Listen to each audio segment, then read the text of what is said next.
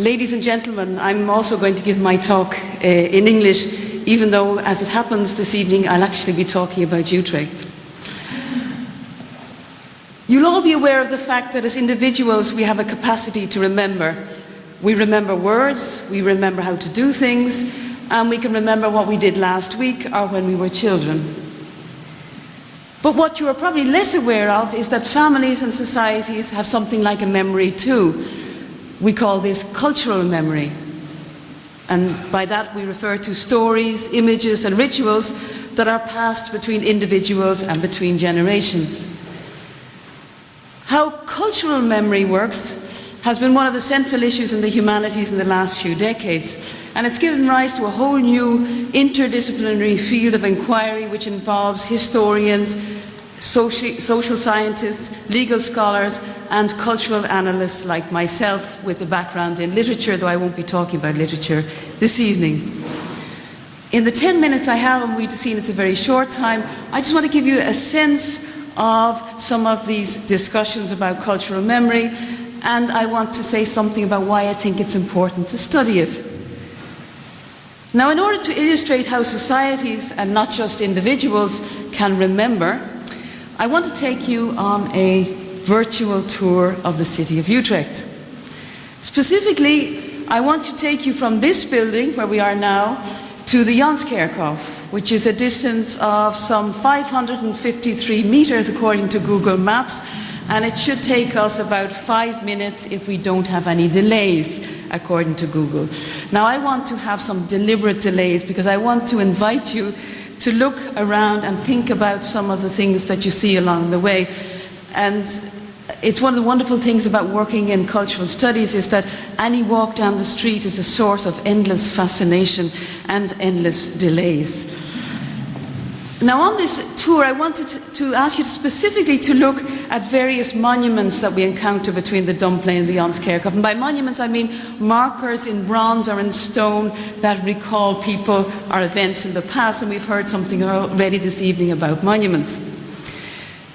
Now, you don't have to go very far to encounter the first monument, since it's just outside the door.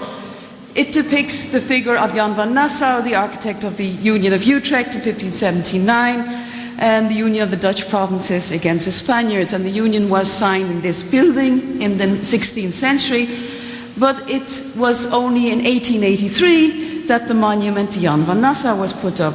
So the thing I want to ask you to wonder about in the first instance is, how come the citizens of Utrecht, because they paid for it by public subscription, should decide in 1883 to put up a monument to a man who died 300 years earlier? But let me go to the second monument, and this is one that you cannot miss, even if its aesthetic qualities are, in my opinion, somewhat dubious.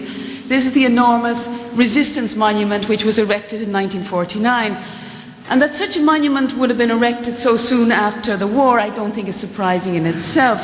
So in this case, we can wonder about something else from the time at which it was set up. We can ask ourselves, why choose to represent the resistance on the part of individuals, men and women, against the German occupation in the form of an enormous half-naked lady brandishing a torch? Now, just in front of the figure of resistance is another monument, but one you may have to look closely to find.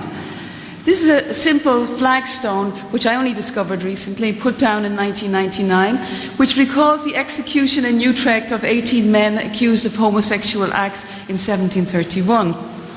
And note again the time lapse between the event and the monument, but in this case note particularly the fact that this monument, although it too implies a story of emancipation and progress like that of the Resistance Monument, in fact deals with a shameful part of the city's own history.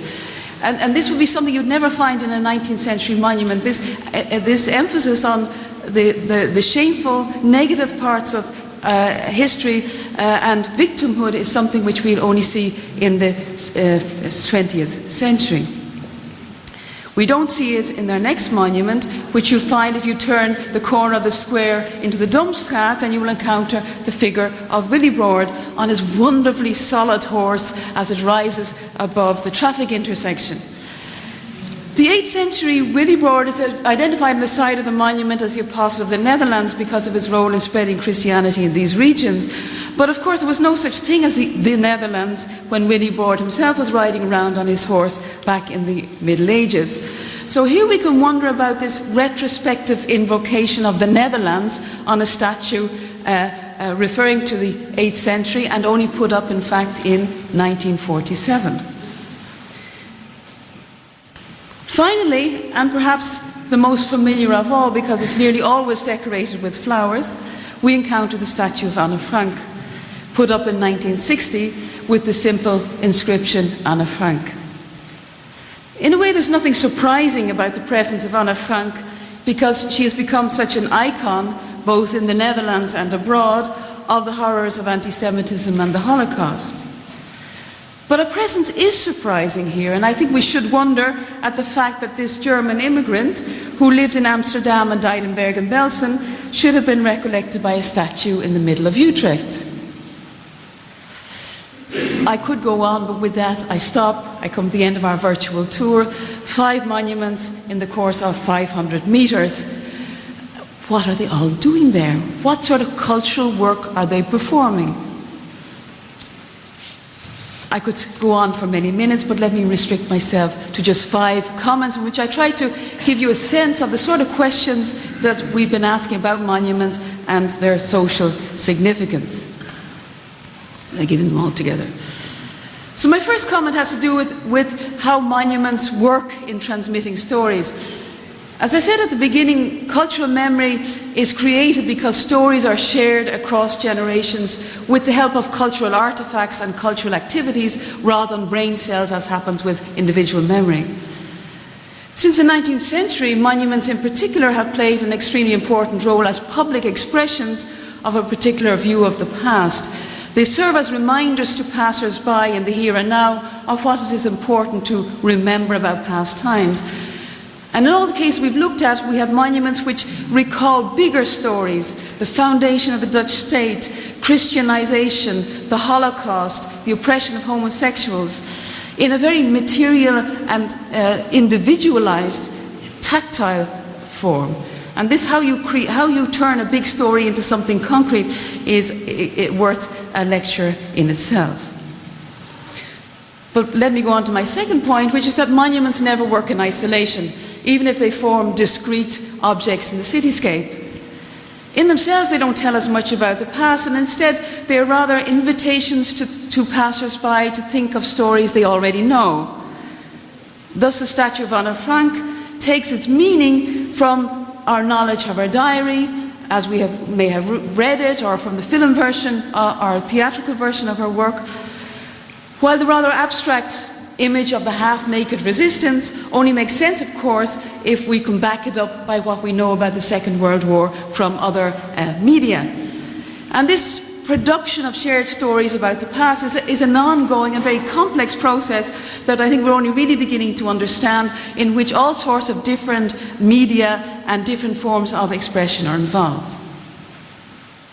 One thing we do know, however, and this is my third point, monuments are always selective and they are always directive.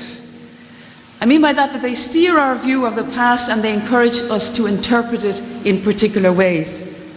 This happens, of course, through the use of inscriptions and through the chosen aesthetic form, but also in much more fundamental ways.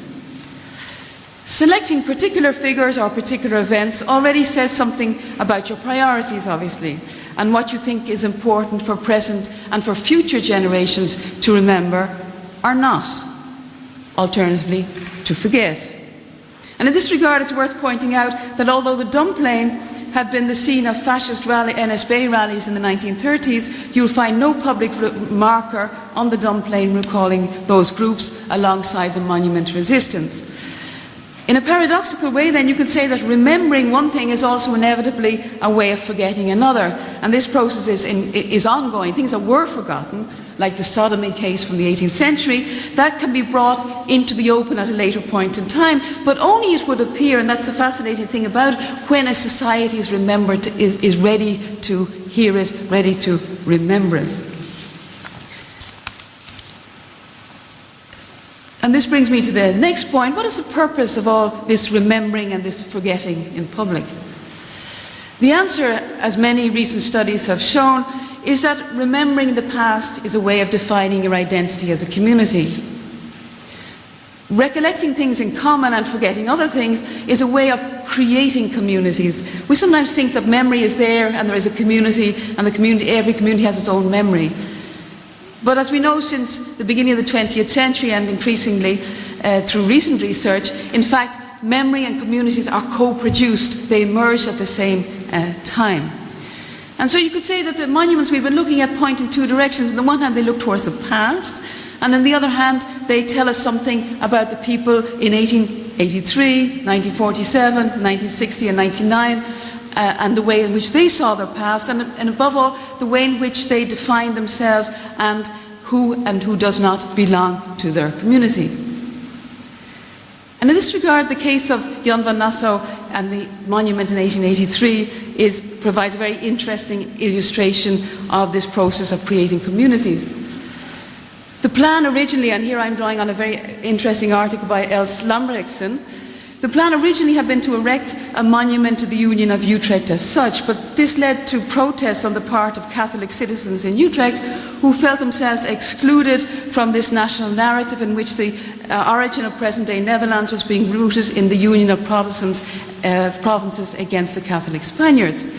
So after a lot of discussion, a compromise was finally reached when it was decided not to celebrate the union as such, but Jan van Nassau as the ancestor of the present-day Orange monarchy, which at that time was enjoying cross-religious support. So you could say the fact that what you see when you go out the door is Jan van Nassau and not the original abstract allegorical figure of the Union of Utrecht has to do with the fact that the choice for Jan van Nassau was a way of healing breaches in the society which might have been opened up had too much emphasis been placed on the Protestant dimension of the state. And I believe, according to the same article, that the Winkel van Sinkel donated 3,000 meters of orange ribbon on the occasion that the statue was opened. I think the connection between recollecting the past and creating communities is also very clear, albeit in another way, in the case of the sodomy affair from the 18th century. By bringing back these forgotten events into the lives of people in Utrecht, I think it serves both as a reminder that the citizens of Utrecht were themselves guilty of intolerance in the past vis-à-vis their own minorities, but it also serves as a potential warning about the need for tolerance in the future, also with respect to new, perhaps as yet unidentified minorities. And this brings me to my final point, why I think it's so important that we analyse such practices of memory in the university. Our work in cultural memory studies in the last decades has shown that practices of memory, putting up statues, having commemorative ceremonies, telling stories, making movies, help mobilise people around a common story that's always selective, both in terms of what is highlighted and the particular groups it considers to be part of the common history. Also, it's selective in terms of how far you extend your history. Is it beyond Utrecht? Is it beyond the Netherlands? Does it go to Europe? And does it include immigrants like Anne Frank?